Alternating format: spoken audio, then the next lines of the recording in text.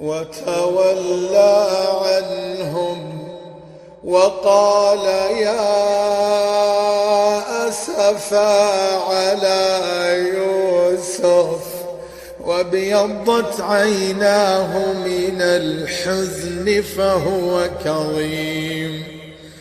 قالوا تالله تفتأ تذكر يوسف حتى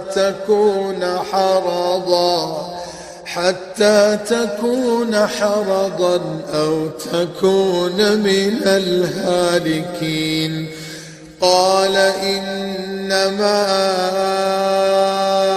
أشكو بثي وحزني إلى الله وأعلم من الله ما لا تعلمون.